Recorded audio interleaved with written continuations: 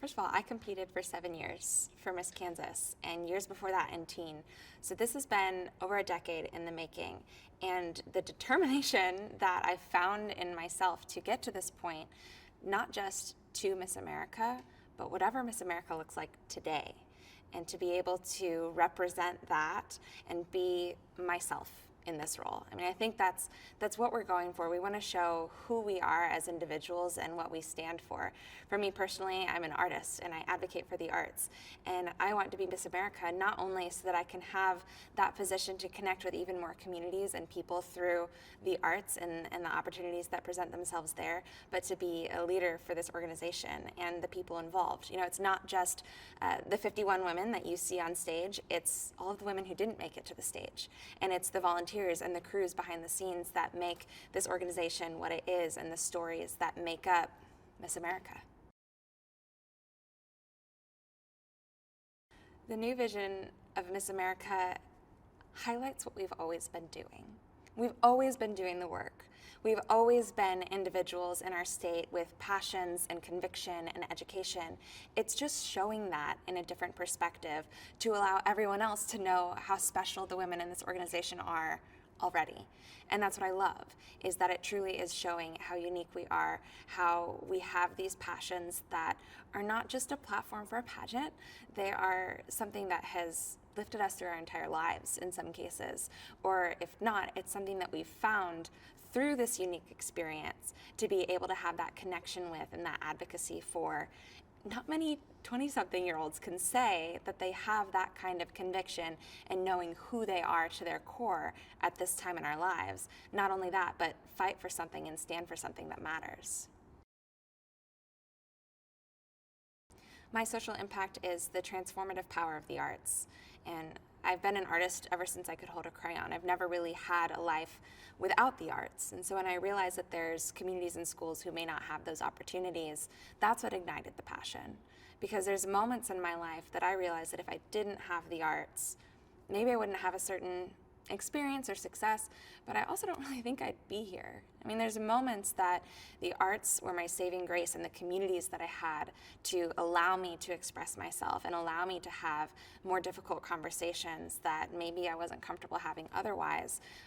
And knowing that there's people in this world who don't have that is what ignites that fire and that passion to make sure that the simplest thing you can do is provide the dollar so that the arts can be there, but then figure out how to lift up those communities and those organizations to have their fullest success.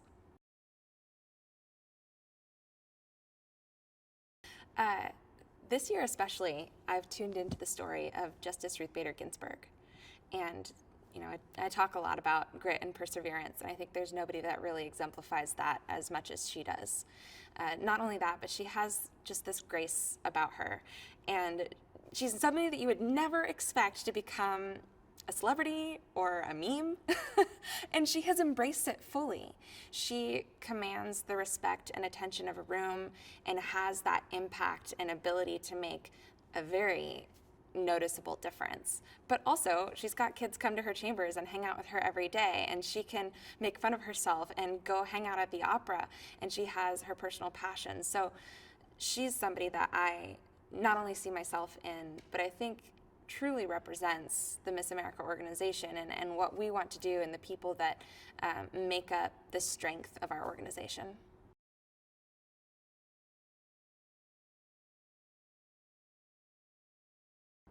Yeah, it just magnifies that much more.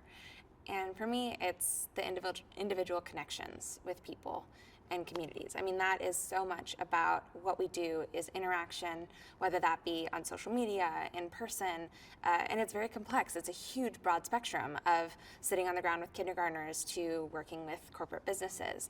But it's that personal connection and being able to have conversations with people. You may only meet one Miss America in your lifetime, and that experience should be special and memorable. And I hope to get to know the people that I work with across the country, across the organization. Of course, the people in this organization are super important to me. It's where I've grown up and where I've become who I am and understood my purpose.